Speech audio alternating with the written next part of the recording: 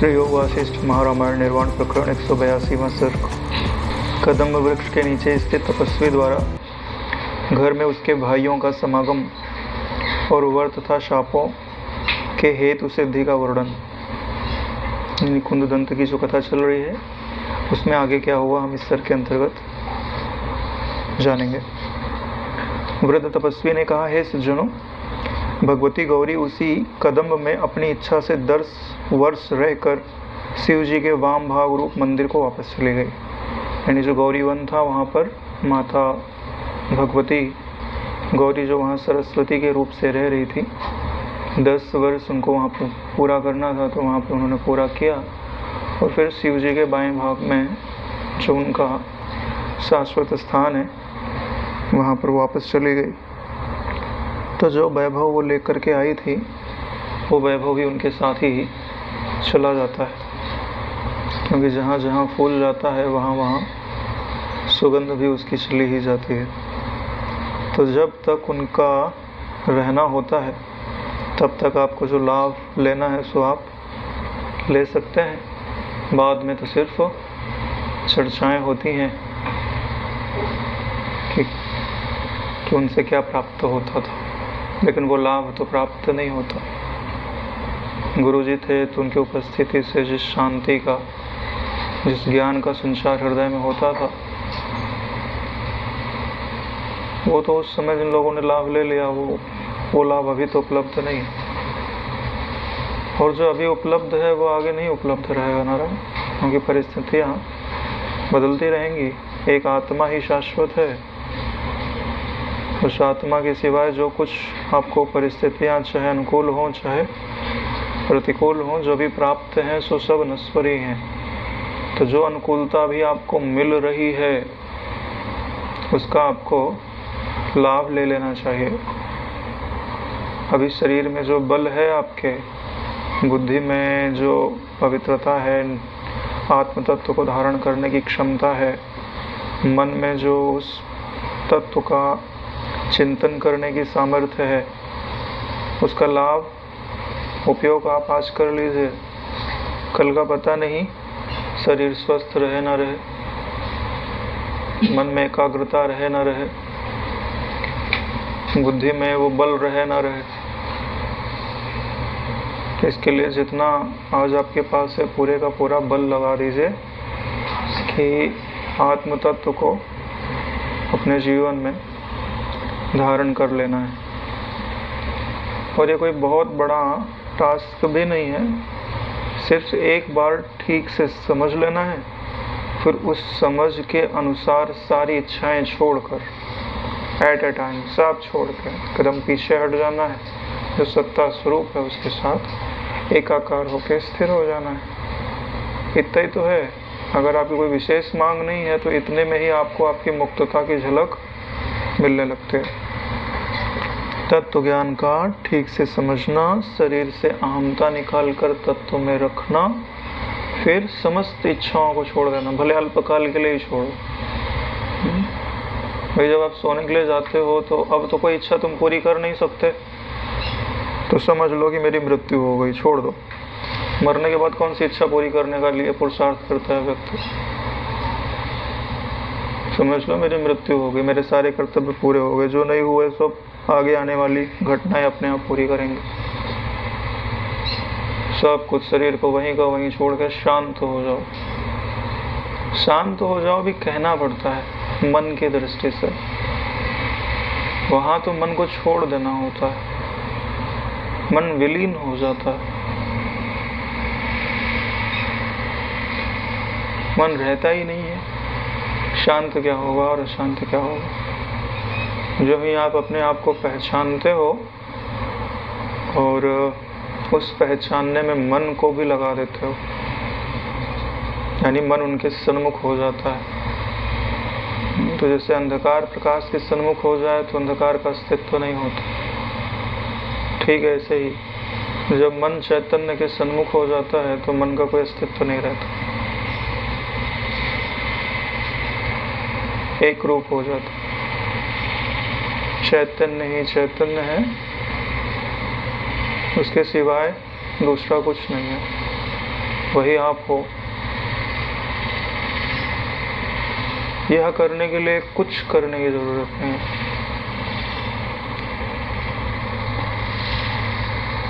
उनके स्पर्श रूपी अमृत से सींचा गया वह कदम्ब वृक्ष रूपी देवी पुत्र गोद में बैठा हुआ सा वो कभी पुराना नहीं होता।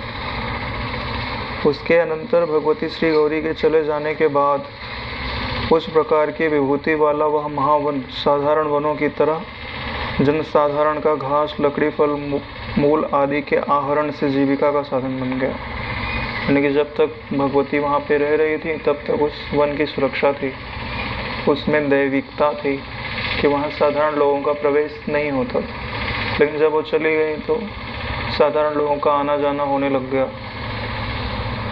जब साधारण लोगों का आना जाना होने लगता है तो उनके जो क्रियाकलाप है उनसे वन प्रभावित भी होता है। हाँ, तो जिसको फल चाहिए फल ले जा रहा है, जिसको लकड़ी चाहिए लकड़ी ले जा रहा है। और मनुष्य तो स्वार्थी होता ही है। अच्छा वन दिखाई दिया तो काट काट के ख़त्म कर देंगे, रेगिस्तान बना देंगे। ठीक है, ऐसे ही आपका हृदय भी है नारायण। इसमें जब तक भगवती का निवास स्थान है तब तक यह हरा भरा है।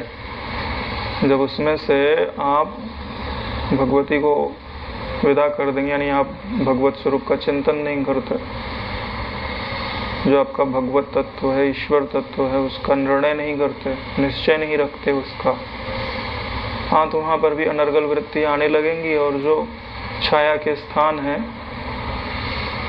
ऐसी निश्चय हैं जो आपको सुख देते हैं, संतोष देते हैं, ऐसे जो दैवी गुण हैं वो धीरे धीरे काट के उनको ख़त्म कर देंगे। आपका हृदय सूखा रेगिस्तान हो जाएगा, ना आपको रस प्राप्त होगा, ना आपके समीप बैठने वाले को ही प्राप्त होगा। आप भी दुखी, चिंतित, परेशान रहेंगे और जो भी आपके पास बैठेगा ना उसको भी दुखी करेंगे। जब लकड़ी सड़ती है तो स्वयं नहीं सड़ती है, आसपास की चीज़ों को भी सड़ाती है, बदबू फैलाती है। और जब फूल खिलता है तो स्वयं नहीं महकता, आसपास का वातावरण भी महकता। अब निर्णय आपको लेना है कि आपको क्या करना है। अगर स्वयं में ही सुख को आपको उपलब्ध कराना है तो थोड़ा तपना तो पड़ेगा। मन की दृष्टि से, स्वरूप की दृष्टि से तो कोई तप नहीं है। क्यों? अरे जो गिरता है वही उठता है, जो डूबता है वही तरता है, जो कभी डूबता नहीं वह तरता नहीं। आत्मा से अभिन्न कुछ होवे तो आत्मा तप करे। तप मतलब क्या? जो श्रेष्ठ वस्तु है, श्रेष्ठ तत्व है, उसके लिए निकृष्ट चीज़ों को छोड़ देना, उनका बलिदान दे देना, इसी को तो तप बोलते हैं। सबसे श्रेष्ठ वस्तु क्या है? आत्म तत्व। आत्म तत्व कैसा है? बोले शांत। इसलिए जिन्होंने भी तप किया उन्होंने शांति को धारण किया। चाहे शारीरिक शांति एकाग्रता हो, चाहे मानसिक शांति एकाग्रता हो, चाहे बौद्धिक शांति और एकाग्रता हो। यह जो आपका निधिध्यासन है, यह क्या है? बौद्धिक तप, आत्मिक तप।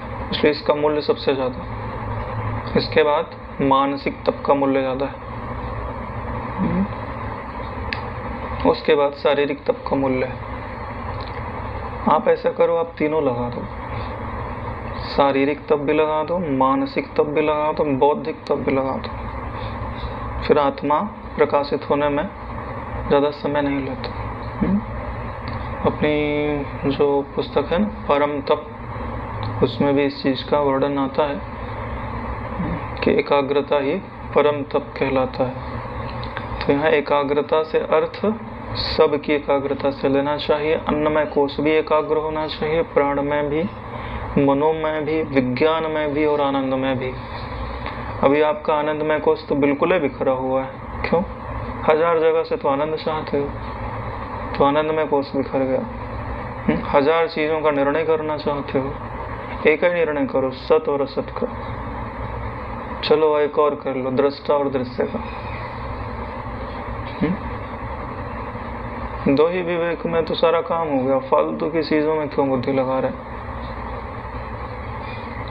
जब पता चल गया कि सत वस्तु है तो सत वस्तु का मन की एकाग्रता है। अगर समर्थ हो तो शरीर को भी उसी में लगाओ। 3 घंटे जप करो, 3 घंटे ध्यान करो, कुछ घंटे सेवा में लगाओ, 3 घंटे विचार में लगाओ, नए विचारों का संग्रह जो पढ़ा है सुना है उसको समझने में, उसको तदनुसार वृत्ति बनाने में लगाओ। यही तो श्रेष्ठ साधन। 3-3 घंटे अगर लगाया जाए एक एक प्रहर तो कुछ ही समय में मंजिल आ जाती है। 3-3 घंटे क्या, लोग 1-1 घंटा भी नहीं लगा पाते। लगाए तो जीवन महक जाए ना रहा। कोई कठिन वस्तु थोड़ी है। कठिन वस्तु होती तो हमारे गुरुजी हमको बताते ही नहीं कि भाई जो आप जीवन में ना कर सको उसको बताने का कोई लाभ नहीं है। जैसे हमको पता है कि तुम लोग माउंट एवरेस्ट चढ़ने का भी नहीं जाओगे, ठीक है, तो हाइकिंग कैसे करते हैं ये सब बताने का कोई लाभ नहीं है। लेकिन आत्मविद्या की जो प्राप्ति है वो की जा सकती है और सबसे ज़्यादा ज़रूरी भी है। जैसे माउंट एवरेस्ट पे नहीं चढ़ोगे तो भी चल जाएगा, लेकिन स्वरूप का बोध नहीं पाओगे तो चलेगा नहीं, बिल्कुल नहीं चलेगा। रोते रहो, फिर दुखी होते रहो। देखो, दुखी होना बुरा नहीं है, नाहक दुखी होना बुरा है, समझ रहे? किसी ने परछाई, आपकी परछाई को एक लकड़ी मार दिया और रो तुम रहे हो, हाँ तो नाहक का दुख है ना। परछाई को चोट थोड़ी लगती है। ऐसे ही है, जो आप नहीं हो उसी का मान हो रहा है और आप फूल के कुप्पा हो रहे हो। जो आप नहीं हो उसी का अपमान हो रहा है और आप आंसू बहा रहे हो। काश गुरु चरणों में बैठ के गुरु के प्रसाद को सम्मान पूर्वक खाया होता, पचाया होता, तो सारी दुनिया उल्टी होकर टंग जाए, दुखी नहीं कर सकती। मंसूर को सूली पे चढ़ाया जा रहा है मगर दुखी नहीं है। दुखी होते तो बोल देते ना, अनहक बोल देते, अनलग क्यों बोल रहे थे? दुखी नहीं है ना रहा।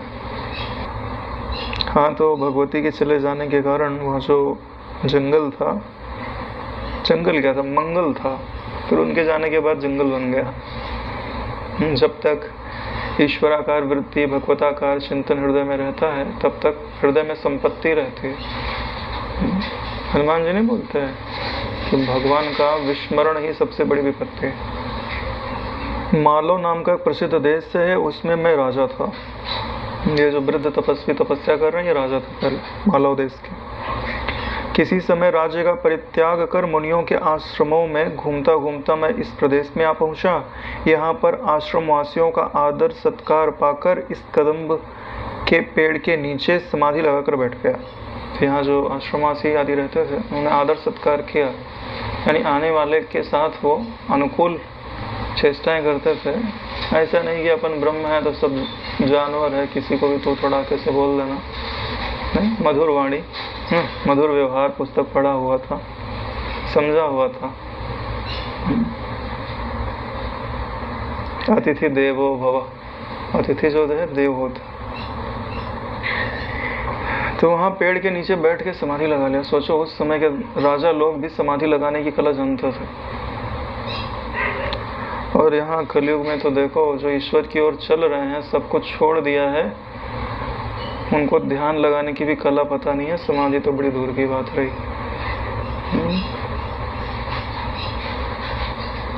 आश्चर्य नहीं लगता है? आश्चर्य है ना। जो अध्यात्म का पथिक हो और वो ध्यान ना कर पाता हो तो अध्यात्म कभी घटित होगा? कभी घटित नहीं होगा। कितनी बड़ी बड़ी बात फेंक ले हुए, संभव नहीं है ना। पहली शर्त अध्यात्म क्या होती है? हमको शांति प्राप्त हो। शांति ही प्राप्त नहीं हो रही तो आपका सारा अध्यात्म व्यर्थ है।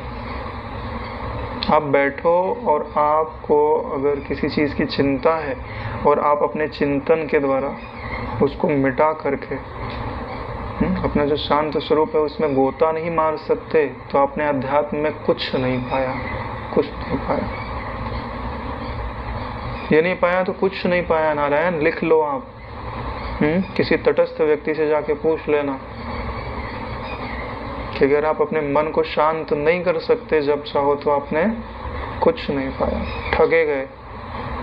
जैसे वो गधे के पीठ पे जो है ना, चाहे ईंट बांध के रख दो चाहे ग्रंथ बांध के रख दो, दोनों ही उसके लिए भार के समान है। भार से अधिक कुछ नहीं है। क्योंकि आपने शब्द तो सुने लेकिन शब्द के अर्थ का कभी अनुसंधान नहीं किया। अगर शब्द के अर्थ का अनुसंधान करते तो हृदय में शांति अवश्य घटित होती।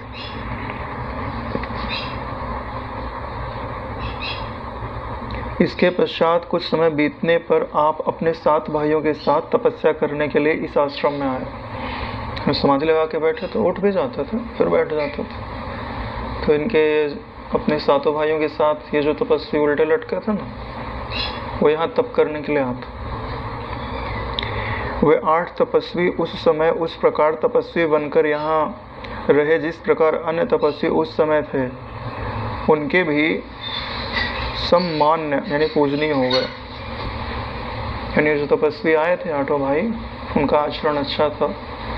और पहले लोग तप करना होता था तो आश्रम जाया करते थे, यानी वो उन्नति का स्थान होता था। तप के लिए अनुकूल वातावरण भी होता था और मार्गदर्शन भी मिल जाता था कि भाई कैसे तप करना है, कैसे वह प्रक्रिया होती है, वो सारी चीज़।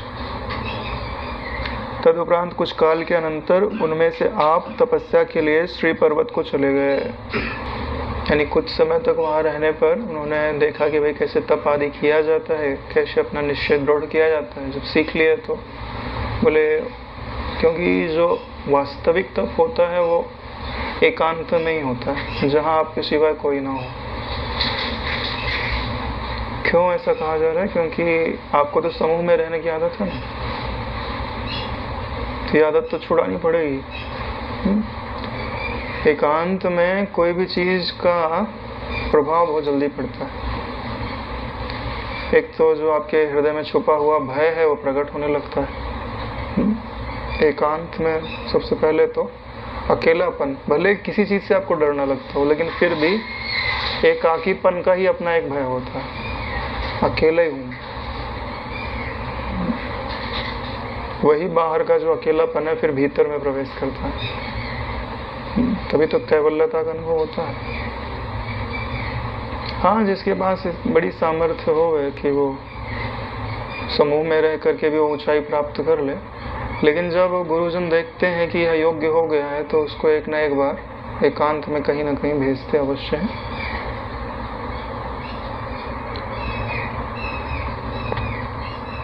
इसके लिए वो एकांत में श्री पर्वत पर तप करने के लिए चले गए।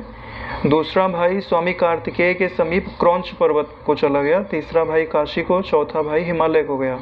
अवशिष्ट 4 धृतिमान भाइयों ने यहीं पर परम तपस्या की। 4 भाई अलग अलग जगह पे चले गए और 4 भाइयों ने यहीं तपस्या की। उनमें से सबकी एकमात्र यही अभिलाषा थी कि मैं समस्त द्वीप वाली इस पृथ्वी का अधिपति हो जाऊं, यानी सबकी एक ही इच्छा है। इसके पश्चात तपस्या से संतुष्ट हुए इष्ट देवताओं ने श्रेष्ठतम वरों से उन सभी की अभिलाषा पूर्ण की, यानी सबकी तपस्या पूर्ण हो गई और सबको उनको जो इच्छित वर था वो प्राप्त हो गया। और बड़ी विलक्षण बात क्या है, सब एक ही वस्तु को मांग रहे हैं और सबको वरदान भी दे दिया गया कि वो तुम वस्तु तुमको प्राप्त हो जाएगी, और है एक ही। अब प्राप्त कैसे होगी यही बात आगे समझनी है। तदनंतर आपको तपस्या करते छोड़ से सब भाई धर्म प्रधान कृतयुग का भूमि में उपयोग कर उसके अंत में ब्रह्मा ब्रह्मलोक को जाते हैं, वैसे ही अपने घर चले गए। यानी वो लोग भाई लोग वरदान पाके अपने घर पहुंच चुके हैं, खाली आप ही यहाँ पे हो, जल्दी जाओ फिर मिल लो उनसे। उत्तम वरदान के समय आपके उन भाइयों ने वर देने के लिए तैयार अपनी इष्ट देवियों की प्रयत्नता या प्रार्थना की कि हे देवी, आप सप्तदीप ईश्वरता की स्थिति के समय प्रजाभूत सब लोग झूठे व्यवहार का परित्याग कर दें यानी सच्चे रहें। ये सब आश्रमवासी लोग भी स्वधर्म निरत रहें तथा सभी सप्तद्वीपवासी अपने अपने आश्रम धर्म और वर्णाधर्म में रत रहें। यानी कि सिर्फ अपनी ही इच्छा का वरदान नहीं मांगा, ये भी मांगा है कि जो सप्तद्वीप पृथ्वी का मैं राजा बनूं, है ना, वहाँ पे लोग धर्म से रहें, पवित्र आचरण करने वाले बने, तभी तो सुख शांति रहेगी, प्रजा सुखी रहेगी तो राजा सुखी रहे। और जिस आश्रम में उन्होंने रहा है तो उस आश्रम वालों के लिए भी उन्होंने मांगा है कि ये भी अपने धर्म में निरत रहे। जो वैराग्य के मार्ग में है वो वैराग्य के मार्ग में आगे बढ़ते रहे, ज्ञान उनके जीवन में प्रकाशित होता रहे।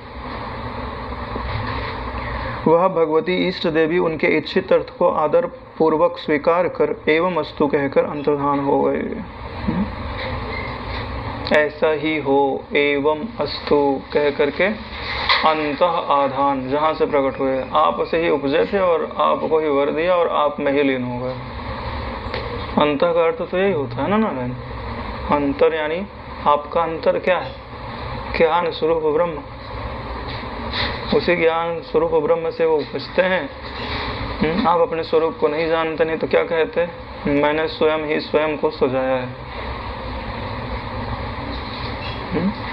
सारे रूप तुम्हारे ही तो है।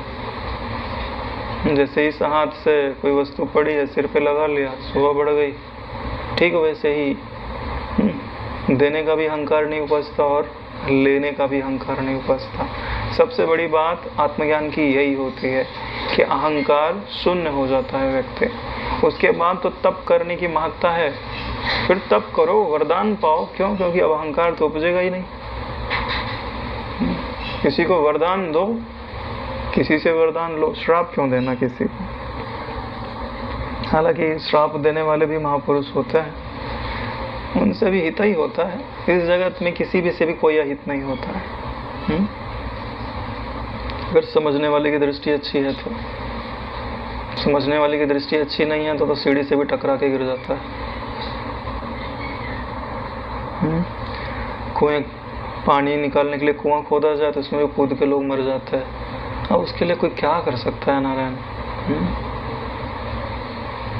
नहीं तो जलती हुई आग हो तो उस पर भी लोग खाना पका के खा लेते हैं। अरे चिता के ऊपर पका के खा लेते हैं टिक्कड़, वो तो किसी मृत व्यक्ति को जलाया जा रहा है। हाँ, तो उपयोग करना या पतित हो जाना, नष्ट हो जाना, ये आपके विवेक के ऊपर निर्भर करता है। परिस्थितियाँ तो आती जाती रहती हैं, उनको अनुकूल बना लेना या प्रतिकूल बना लेना ये आपके हाथ में, क्योंकि हर घटना कुछ न कुछ सिखा के तो जाती ही है। कुछ छीनती है तो कुछ देती भी है ना नारायण? कुछ छीना जाता है तो कुछ दिया जरूर जाता है।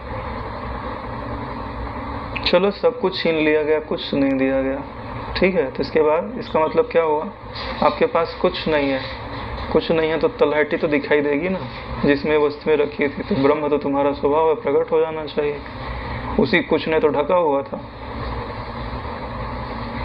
अगर ईश्वर सब छीनने पे उतारू है, इसका मतलब अपने स्वरूप का दर्शन कराना चाहता है, यही अर्थ हुआ ना। अरे भाई, पराजित व्यक्ति जितना जल्दी शांत हो सकता है, जीता हुआ व्यक्ति उतनी जल्दी शांत नहीं हो सकता। जो जीतता है उसके पास तो दुनिया का मेला लगा है, और जो हारा है उसके पास तो कोई जाता नहीं है, तो एकांत है, समाहित हो सकता है।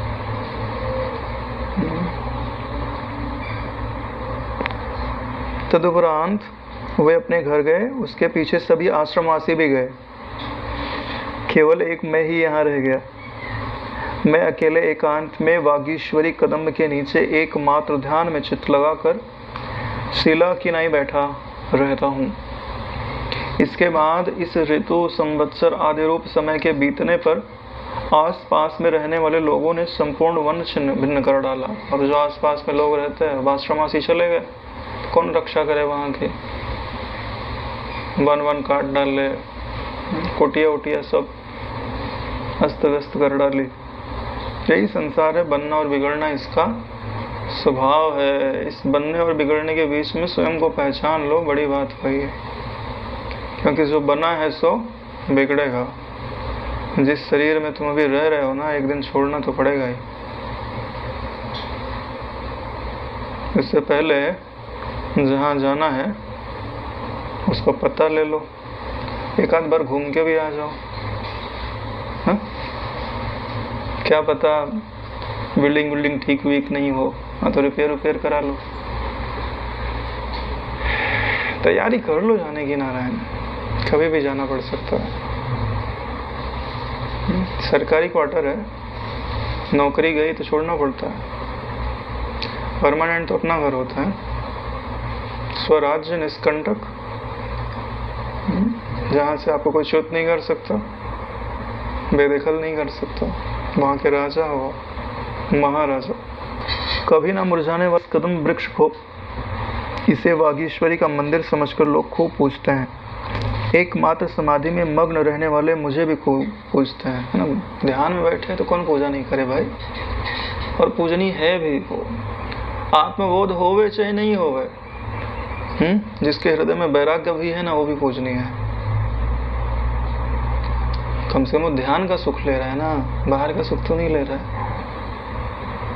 कुछ तो एकाग्रता हासिल की है, यानी अन्नमय कोश की एकाग्रता है, प्राणमय कोश की एकाग्रता है, और मनोमय कोश की भी एकाग्रता है, तभी तो समाधि लग रही है।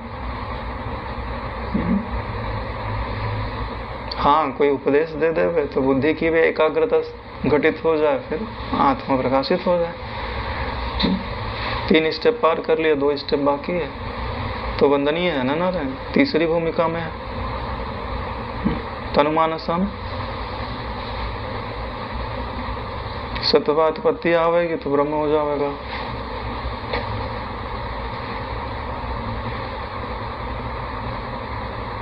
इसके पश्चात तो आप दोनों महातपस्वी इस प्रदेश में आए, यानी ये सारी घटनाएं समझ में आ गई कि आपके भाइयों का क्या हुआ, यहाँ के आश्रम वालों का क्या हुआ, ये जो आश्रम था इतना सुंदर वो उजड़ कैसे गया। सारा उत्तर तो दे दिया इन्होंने। यह सब ध्यान से देखा गया संपूर्ण वृत्तांत मैंने सकल रूप से आप लोगों से कहा है। इसलिए हे साधु पुरुषों, यहाँ आए हुए आप लोग उठकर घर जाएं। वहाँ आपके सब भाइयों का स्त्री बंधुओं के साथ समागम हो चुका है, यानी कि वो उनकी स्त्रियां और वो सब मिल गए। जैसे ब्रह्मलोक में 8 वसुओं का भव्य समागम हुआ था, वैसे ही आप लोग 8 महात्माओं का भव्य समागम होगा, यानी 8 वसुओं से इनकी तुलना कर दी गई है ना। अगर ये लोग 12 होते तो 12 आदित्यों से कर देते, 11 होते तो 11 रुद्रों से कर देते, 9 होते तो 9 ग्रहों से कर देते, है ना। हे आर्य सभासदों, यानी ये कुंददंत ये संबोधन किसके लिए लगा रहे हैं? राम जी को सुना रहे। वहाँ सभासद वहीं होंगे ना, यहाँ थोड़ी होंगे। उसके यह कहने पर मैंने संदेह से उस महातपस्वी से यह आश्चर्य वृत्तांत पूछा। उसे मैं आप लोगों से कहता हूँ, भगवान सुनने में आता है कि यह एक ही सप्तद्वीपा भूमि है। ऐसी अवस्था में तुल्य काल में 8 सप्तद्वीपा वसुमती के अधिपति कैसे होंगे? कुंददंत को तो जिज्ञासा जग गई। जिसको मिल रहा है उसको चिंता नहीं है, वो नहीं पूछ रहे कि मुझे कैसे मिलेगा, क्योंकि ये तो क्योंकि बोला है तो मिलेगा ही मिलेगा, चाहे जैसे देने वाले की प्रॉब्लम है। मैं तो लेने वाला हूँ। जैसे नहीं 1 करोड़ का चेक दे देवे गवर्नमेंट, तो अपने को थोड़ी चिंता करना है पैसा कहाँ से लाएगी। अपने को तो खाली ले जाके ले लेना है, और उसके बैंक में पैसा ना होवे तो लेवे लोन, चेक दिया है तो पैसा भी देना पड़ेगा। कदम्ब तपस्वी ने कहा, हे सज्जनों, इन लोगों के संबंध में यही केवल असंबद्ध वृत्तांत है, यह बात नहीं है। दूसरा भी वृत्त भी अधिक असंबद्ध है, उसे आप लोगों से कहता हूँ, उसे सुनिए। यानी ये जो आपको लग रहा है कि अटपटा है, ऐसा तो हो नहीं सकता। बोले खाली ऐसा ही नहीं है, खाली इतनी ही कथा नहीं है, और भी कथा है, उसे भी सुनो और आश्चर्यवान हो जाओ, फिर उत्तर ढूंढेंगे। ये 8 तपस्वी भाई देहनाश होने पर यहाँ घर के अंदर ही सब सप्तद्वीप के अधिपति होंगे। यानी घर के अंदर ही रहेंगे और 7वां द्वीप उनको वही अनुभव में आएंगे। यानी कि जो तुम सोच रहे हो उससे बड़ा आश्चर्य है ये। ये 8 भाई इन्हीं घरों में इन्हीं महासिंहासनों पर सप्तद्वीपाधिपति राजा होंगे, यह मुझसे सुनिए। इन 8 भाइयों की पूर्व आदि दिशाओं की नियत 8 ताराओं की तरह 8 श्लाघनीय भार्याएं हैं। श्लाघनीय यानी प्रशंसनीय पत्नियां हैं। ये 8 पत्नियां इनकी तपस्या के लिए चले जाने पर चिरकाल तक दुखी रहीं, क्योंकि स्त्रियों को वियोग असह्य होता है। यानी ये लोग तपस्या करने के लिए चले गए, इनकी पत्नियां अत्यंत दुखी हुई, लेकिन पतिव्रता है, इनका चित्त जो है पति में ही लगा रहा, तो इसलिए पतियों का बार बार स्मरण कर दुखी होकर उन्होंने शत चांद्रायण रूप घोर तप किया। वो भी बड़ी बुद्धिमान कि भाई वैसे ही वियोग में जा रहा है तो क्यों ना इसको तपस्या ही बना दिया जाए। शत चांद्रायण यानी 100 चांद्रायण व्रत किए। चांद्रायण व्रत पता है ना भाई, चंद्रमा की कला के अनुसार भोजन बढ़ाते हैं और फिर कम करते हैं, पाप आदि के नाश के लिए किया जाता है। हालांकि अभी कलयुग में करना कठिन है, क्योंकि शरीर ऐसे ही जर्जरीभूत है, इसको सहने की सामर्थ्य तो हाँ, व्यक्ति को कुछ है नहीं करना है, खाली वही करना है तो घर में रह के, घर में नहीं बोल सकते, एकांत स्थान में रह के जहाँ सुविधा होवे वहाँ कर सकता है, क्योंकि घर में फिर तो वातावरण आजकल तो राग द्वेष भरा वातावरण है, क्योंकि हाथ में मोबाइल देवता है, और जो नहीं सुनना चाहिए वो भी सुना देते हैं, जो नहीं देखना चाहिए वो भी दिखा देते हैं। आपके आसपास भले खुशी का माहौल हो, लेकिन कोई ऐसी घटना मोबाइल में देखने सुनने को मिल जाती है, ये आदमी को दुखी होना पड़ता ही है, क्योंकि एक घटना किसी कोने में घटती है तो पूरे विश्व को पता चल जाता है। पहले ज़माने में शांति इसलिए भी ज़्यादा थी कि लोगों को समाचार मिलता ही नहीं था, तो बहुत ही कम मिलता था, इसलिए लोग शांत प्रसन्न रह पाते थे। अभी तो हाँ, इसका लाभ भी है और हानियाँ भी हैं। राजा लोगों को लाभ है, प्रजा लोगों को, राजा लोगों को लाभ क्यों है कि भाई सेना की व्यवस्था करनी है, दूसरी चीज़ें हैं, तो त्वरित गति से होने लगता है। लेकिन व्यक्ति का जो जीवन था सरल तो हो गया, लेकिन सुखी नहीं है। इजी हो गया लाइफ ना। पहले लोगों को जाना है तो बड़ा परिश्रम से ट्रेवल करते थे, अभी तो देखो धीरे धीरे बुलेट ट्रेन आ जाएगी, प्लेन तो चल ही रहे, मेट्रो आ गया है, ट्रेन है, वंदे भारत चल रही है, आजकल फास्ट चलती है। पैसा है तो अच्छे से ट्रेवल कर सकता है आदमी। पहले लोग पैदल यात्रा करते थे, पहले जो है 4 धाम के लिए निकले ना तो ऐसे समझ के निकलते थे कि गए। कई लोग तो अपना श्राद्ध उराद्ध करके निकलते थे, क्या पता, क्योंकि पहले 4 धाम जाने का मतलब ही होता था कि 10 लोग गए तो उसमें से 3-4 लोग ही वापस आते थे, बाकी तो क्योंकि भाई उम्र हो जाती थी, एक तो जाते थे, रास्ता ऐसा पर्वत का रास्ता, कई बार तो रास्ते में डाकू फाकू लूट लाट के धकेल देते थे कहीं।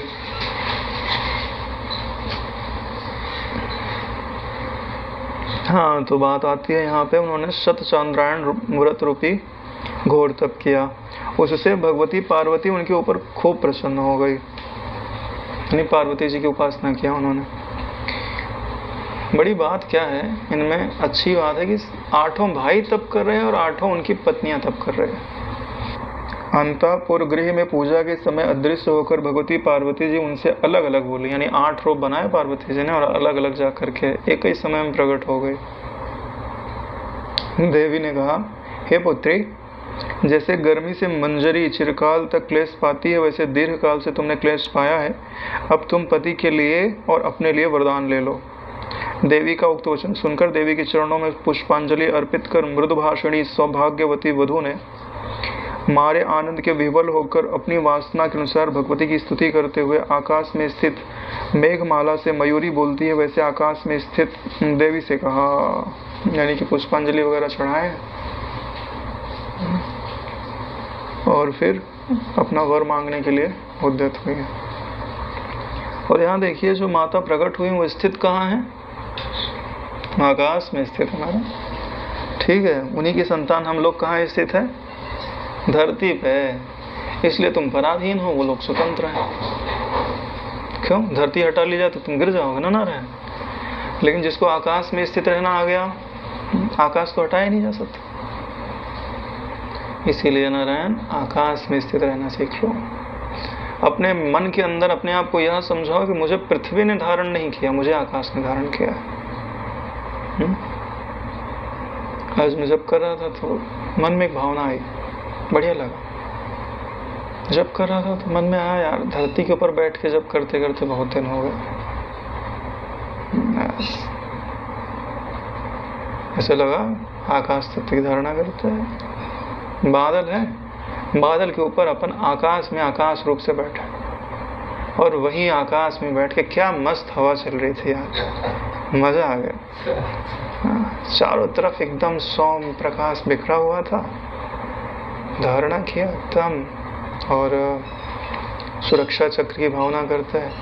चारों तरफ एकदम दे दीप्यमान जो सूर्य के गोले के समान तेजस्वी, चारों तरफ तेजवान गोला प्रकाश का विद्यमान, इसके नीचे बीच में बैठ के जप किया जा रहा है। मन कर अब उठो ही नहीं, एकदम समाधि सा सुख। ये सब बातें आपको क्यों बता रहा हूँ? सब बातें बताना तो नहीं चाहिए, इसलिए बता रहे हैं कि ऐसा आप करोगे तो आपको भी दिव्य अनुभव हो सकता है। एक तो दिव्य अनुभव होते हैं कि ईश्वर खूब प्रसन्न हो जाए, गुरु प्रसन्न हो जाए, कृपा करें तो होवे, ठीक है। और एक वो होता है भैया खुद ही बना लो, खुद ही खा लो। अब माँ कब प्रसन्न होगी, कब बनाएगी, कब खिलाएगी। अब बच्चे बड़े हो गए हैं तो रूखा सूखा ही सही, जैसे मिले वैसे बना लो और खा लो। जब वो प्रसन्न होंगी, जब पकवान खिलाएंगे तो वो भी खा लेंगे, भूखे तो नहीं रहेंगे। ऐसे ही सोने लगो तो आकाश तत्व में सो, बिस्तर उस्तर पे कब तक सोओगे। देखो लाइफ एकदम मजे वाली हो जाएगी। और इसमें परेशानी क्या है मुझे समझ नहीं आता है। सिर्फ धारणा शक्ति की ही तो विकास की बात है। देखो सोओगे तो सोओगे ही सही। ऐसा कौन सी रात गई जिस दिन तुमने सोया ना हो? हाँ, लगभग 99.99 तो सोई हो, एक आध रात क्या पता कभी कभार। अरे जब रात पूरी रात जगने का आता उस समय भी अपन आदमी सो ही जाता है थोड़ा बहुत। हाँ, ट्रेन वगैरह में सफर कर रहा हो, सीट नहीं मिली हो तो उसमें भी तो हाँ सिर टिका के आदमी जोखिम मार ही लेता है। तो बढ़िया लगता है यार, कभी देखो करो। धरती पे कभी बैठ बैठ के उब जाता है मन। वैसे भी जिस परिवेश में आप जब ध्यान करते हो तो उस परिवेश में बैठना भी नहीं चाहिए। क्यों? आप उपासना करने के लिए बैठे हो ना। उपासना का मतलब होता है ईश्वर के समय बैठना ना। तो तुम कहाँ बैठे हो अभी? वही धरती, वही लोग, तो लोगों की उपासना कर रहे हो। तुमको लग रहा है मैं मंडप में बैठ के जब ध्यान कर रहा हूँ, तो मंडप में क्यों बैठ रहे हो? बापू जी के पास जाकर बैठो। उपासना का तो मतलब यही होता है ईश्वर के पास बैठना। हाँ, नहीं तो ब्रह्म में बैठो। इसलिए तो गुरुजी नहीं बोलते थे भाई तुम पृथ्वी पे सोते हो कि जल में सोते हो कि अग्नि में सोते हो, वायु में सोते हो, कहाँ सोते हो। अब उसी का विस्तार कर लिया अपन लोगों ने। जब सोना घटित हो सकता है तो जब ध्यान करना भी घटित हो सकता है। ध्यान करना भी घटित हो सकता है। ये बातें तब समझ में आती है जब अपन विचार करते हैं। जैसे मैंने बताया था ना, दिव्य प्रकाश की धारणा करनी चाहिए। वो प्रकाश की धारणा करते आने लग जाए, हाँ फिर तो राजमार्ग मिल गया। फिर उसी के बल से सारी दिव्य धारणाएं धीरे धीरे सिद्ध होने लगती है। शरीर की सुरक्षा है, मन के अंदर दैविक भावों का आगमन है। जैसे मैं जो भी चीज़ें बताता हूँ, मैं कहीं से पढ़ के थोड़ी आता हूँ। कोई एक माध्यम है जो इन चीज़ों को हृदय में, चित्त में उपजाता है। नहीं तो आपको लगता है कि ये कहीं लिखा हुआ होगा।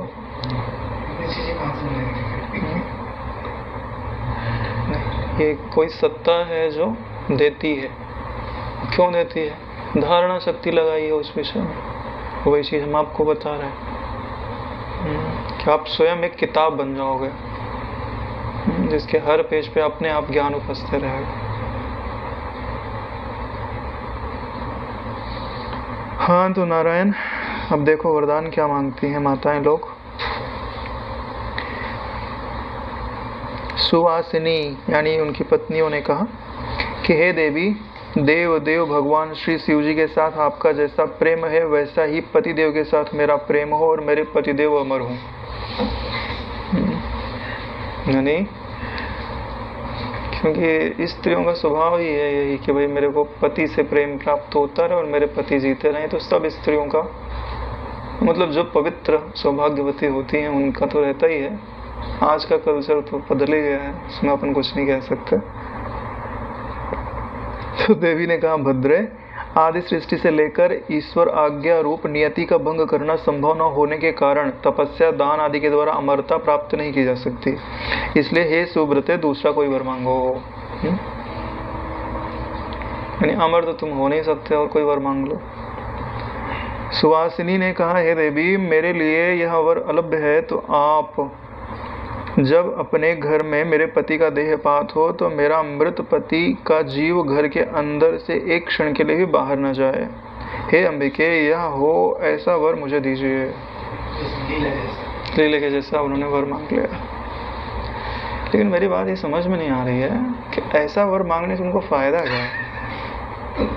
भाई उनका जीव बाहर तो नहीं जाएगा लेकिन तुमको दिखाई तो देगा नहीं। या तो उन्होंने सोचा होगा कि बाहर नहीं जाएगा तो हम कोई और विद्या सीखेंगे और उसको प्रकट कर ले जाएंगे, क्योंकि रहेगा तो यही। समीपता की दृष्टि से शायद उन्होंने मांगा है कि वो यहीं रहे। लेकिन सोचने की बात है, कहा तो जा रहा है कि यहीं है लेकिन वो यहीं रहता नहीं।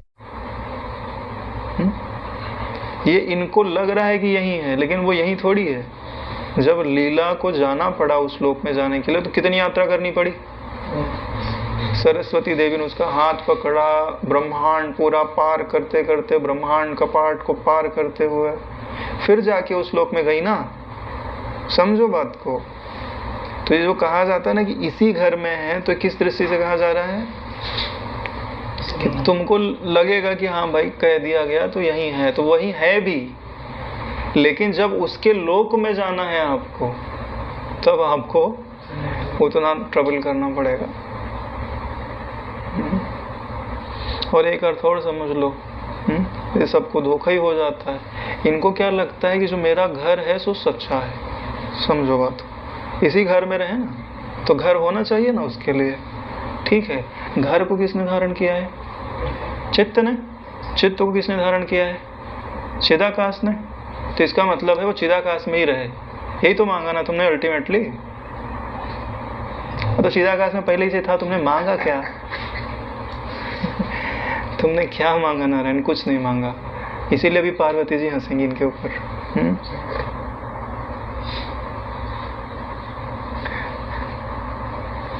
देवी जी ने कहा, हे पुत्री, ऐसा ही हो। उस मूर्खा को उत्तम वर व याचना में अकुशल देखकर देवी स्वयं दूसरा वर दे देती है। बोले इतना तप किया लेकिन गुरु जी का सत्संग नहीं है ना। बड़ी बात यही है, इसलिए मांगना नहीं आ रहा है कि उन्हें मांगना क्या चाहिए।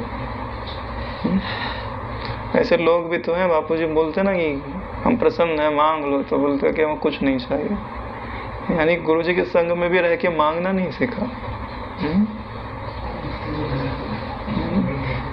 मुक्ति नहीं मांगने का, मुक्ति देने वाले भी नहीं है। प्रसन्न है तो क्या मांगना चाहिए? दे सकते हो तो अपने चरणों में अनन्य प्रेम दे दो।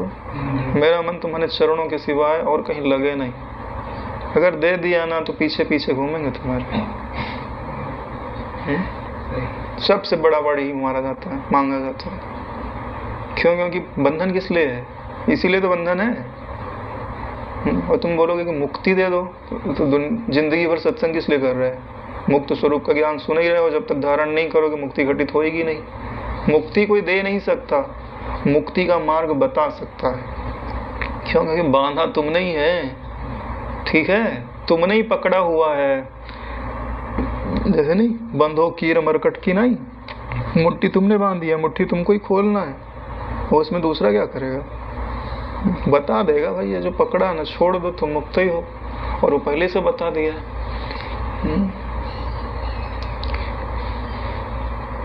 देखो, अशुद्धि जो है वो कर्म से आती है। ठीक है, तो वो कर्म से शुद्ध भी हो सकता है। तो जो चीज़ हो सकता है वो क्या है? हृदय की शुद्धि। तो मांगा क्या जाता है? हृदय की शुद्धि ही मांगी जाती है, क्योंकि आत्मा तो पहले से ही है। तो हृदय शुद्धि मांगने की अपेक्षा क्या मांगा जाता है? कि आप में मेरा अनन्य प्रेम हो गए। हृदय शुद्ध ही हो गया, प्रेम भी आ गया। मांगा एक चीज और घटित 3 चीज हो गया। देखो, प्रेम भी मिल गया, हृदय शुद्ध हो जाएगा तो सत्संग सुना ही है, ज्ञान भी हजम हो जाएगा। इसका मतलब है आप अपने आप को पहले से ही संतुष्ट समझते हो, आपके पास कोई कमी नहीं है। भाई देखो, कोई राजा के पास जावे, प्रसन्न हो, क्या चाहिए?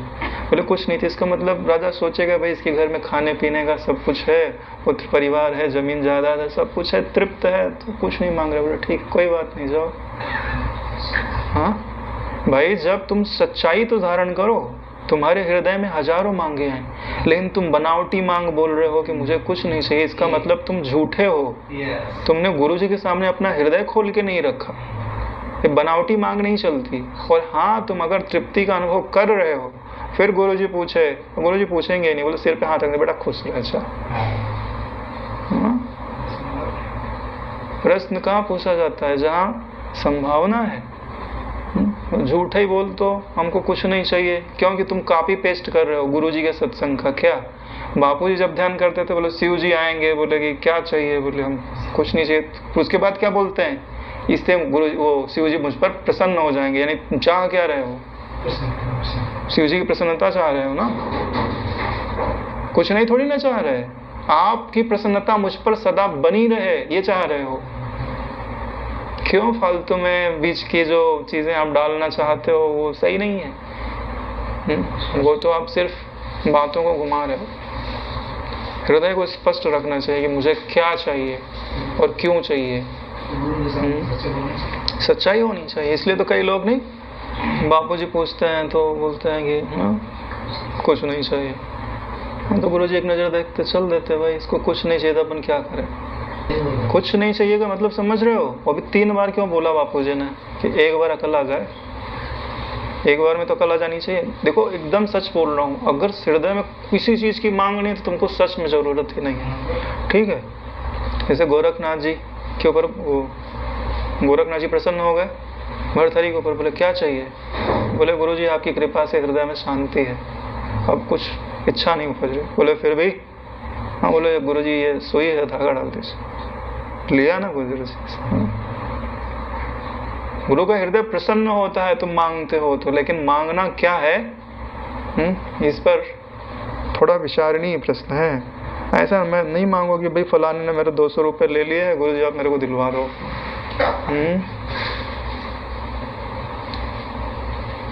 एक ही चीज है जो मांगने योग्य होती है।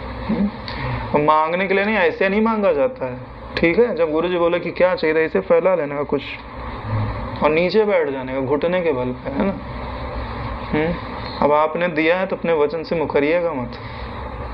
अनन्य भक्ति दे दीजिए अपने चरणों की। खत्म कहानी, उसी समय खत्म। लुट गए गुरुजी, लुट गए बोल रहे हैं ना, लुट गए, लूट लिया तुमने उनको। फिर वो बैठेंगे ना तो उनको तुम्हारी ही याद आएगी, किससे पाला पड़ा था। अरे नारायण, यही माया है। ईश्वर को ज्ञानी भक्तों से उतना डर नहीं लगता जितना भक्तों से लगता है।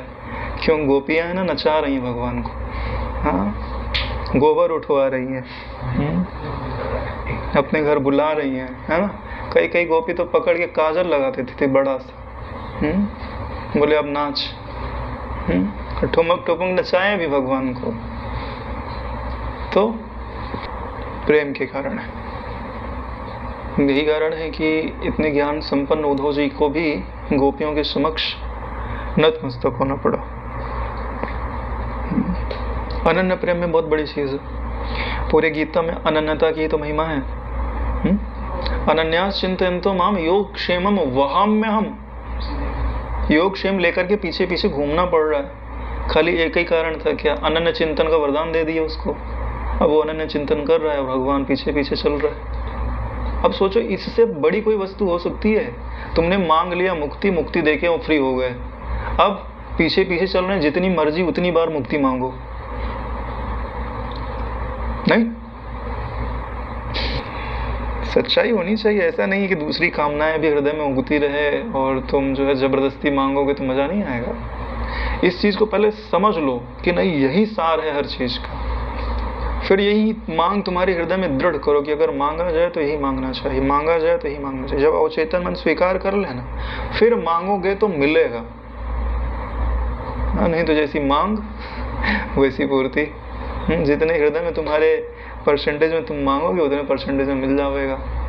हालांकि जो जीव है सो अपने वादे से मुकर जाता है, लेकिन ईश्वर अपने वादे से नहीं मुकरता। अगर ईश्वर ने एक बार वादा दे दिया ना तो निभाता है। तुम लाख बार बोलो मैं तेरा हूँ, मैं तेरा हूँ, वो समझता है ना ये ऐसे ही बोल रहा है। लेकिन एक बार ईश्वर ने बोल दिया ना कि मैं तुम्हारा हूँ तो वो अपना वादा निभाते हैं। उसके लिए देखो नहीं, शिव जी ने उसको वरदान दे दिए थे ना, सहस्त्रार्जुन। कृष्ण जी से किसका युद्ध हुआ था? बाणासुर को वरदान दे दिया। अब लड़ना पड़ा भगवान को आकर, कृष्ण भगवान से लड़ना पड़ा आकर। यही तो बात है, वरदान दे दिया ना। तो एक बार वरदान दे दिया तो पीछे नहीं हटता। हाँ तो नारायण वो प्रसन्न होकर के बोले यार इनको मांगने की अकल तो है नहीं, अपनी हम कुछ दे देते। पति का देहांत होने पर सप्तद्वीपाधिपति होने में स्थित होने पर तुम उनकी प्रिय भार्या होगी, इसमें तनिक भी संदेह नहीं है। यानी सप्तद्वीप का राज उन्हें तुम मिलेगा, लेकिन तुम वहां पर उनकी पत्नी होगे। यह वरदान उन्होंने इनको दे दिया। बोले मूर्खा हैं, हाँ बिना बिचारे ये लोग मांग रहे हैं, वैसे ही मांग रहे हैं। बोले मेरे पति का जीव यहीं रहे। अरे भाई यहीं रहने से तुमको फायदा क्या है, पहले सोच विचार तो लो। जैसे लोक कल्याण के लिए निर्दोष रूप से उद्यत हुई मेघमाला की ध्वनि बंद होती है, वैसे ही उत्तम कल्याण के लिए उद्यत हुई भगवती पार्वती जी की यह वाणी कहकर विरत हुई। वरदान दे दिया उन्होंने। श्री देवी के चले जाने पर कुछ समय के पश्चात उनके वे सब पति महावर प्राप्त दिशाओं से वापस आए, वरदान प्राप्त करके आ गए। आज यह 8वां भाई पति भी अपनी पत्नी के समीप जाए और भाइयों और बंधु बांधवों का आपस में समागम हो, यानी सब लोग आपस में मिल जाएं। हे साधो, सत्कर्मों के फलों में बाधा डालने वाली इनकी यह दूसरी असमंजसपूर्ण आश्चर्यकारी दुर्घटना आप सुनिए। ये सब तो उनको अच्छा मिल गया, ठीक है, लेकिन अब इसमें प्रारब्ध भी अपना कुछ रोल निभाता है। भगवान की माया ऐसी ही है, अगर तुम जगत में कुछ मांगोगे तो अड़ंगा कुछ ना कुछ लगेगा। इन 8 भाइयों को तप करते समय इनके दुखी माता पिता इनकी बहुओं के साथ तीर्थ और मुनियों के तपोवनों के दर्शन के लिए गए। तो सब बहुओं को लेकर के इनके जो माता पिता थे वो गए तीर्थ यात्रा करने के लिए। और गए हैं तीर्थ यात्रा करने के लिए, वहीं से परेशानी लेके वापस आ जाएंगे।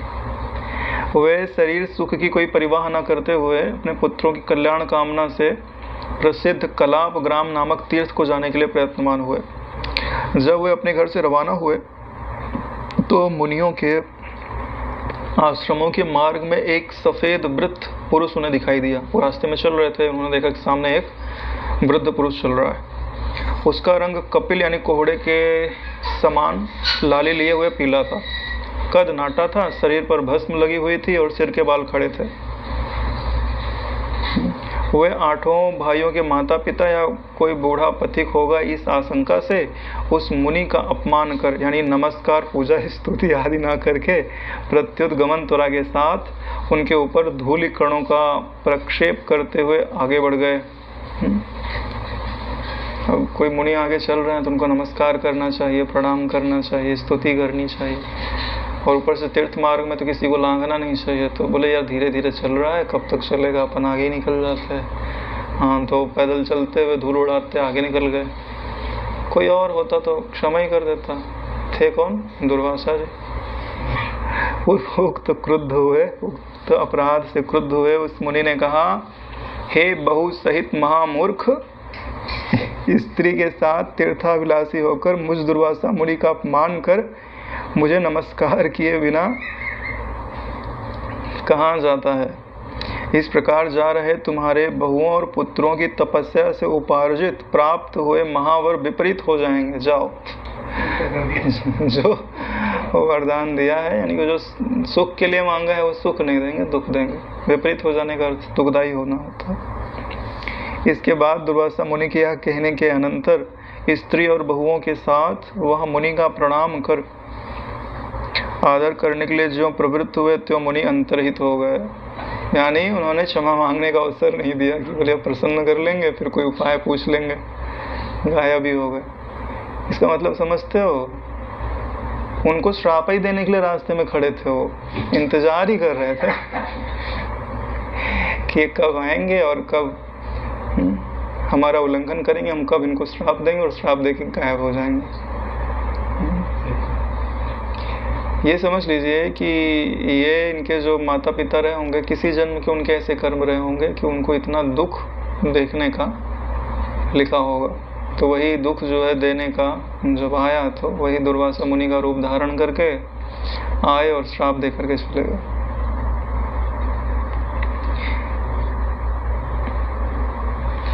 फिर उनके माता पिता उनकी बहुओं के साथ अति दुखी हुए। दुख के मारे उनका शरीर सूख कर कृश हो गया, मुंह फीका पड़ गया, पुत्रों के कल्याण की आशा छोड़कर घर लौट आए।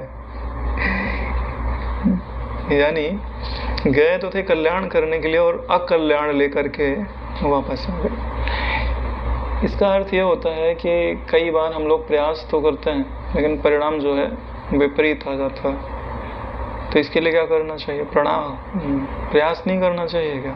बोले नहीं, प्रयास करना चाहिए। विपरीत आने से क्या होता है कि इनका विपरीत आया, लेकिन इनके जो पुत्र गए थे उन्होंने तो सकारात्मक लेकर के आए। अगर आदमी गिरने के डर से चलेगा ही नहीं तो कभी मंजिल नहीं आएगी। इसलिए मैं कहता हूँ कि उनका एक ही वृतांत असमंजस नहीं है, किंतु गले में घेंघे पर अनेक फोड़े हों और वे फूट जाए, वैसे उसमें लाखों असमंजस भरे पड़े हैं। गले में घेंघा रोग हो वही दुख देता है, उसके ऊपर फोड़ा हो जाए। घेंघा मतलब है गला सूज जाता है, ऐसे गला सूज गया उसके ऊपर फोड़ा हो गया तो और सूजन हो गई। बोले ऐसा नहीं है, और फोड़ा फूट भी गया है। लो, परेशानी के ऊपर परेशानी के ऊपर परेशानी। जैसे आकाश में उत्पात वश गंधर्व नगर, धूमकेतु, कबंध, उल्का आदि दृश्यों का विकास होता है, वैसे ही चिदाकाश के संकल्पभूत सर्वथा शून्य दृश्य रूप इस महानगर में लाखों असमंजस होते रहते हैं। असमंजस यानी जिनका होना संभव ना होवे फिर भी वो होवे, ऐसा नहीं होना चाहिए। आश्चर्य रूप है।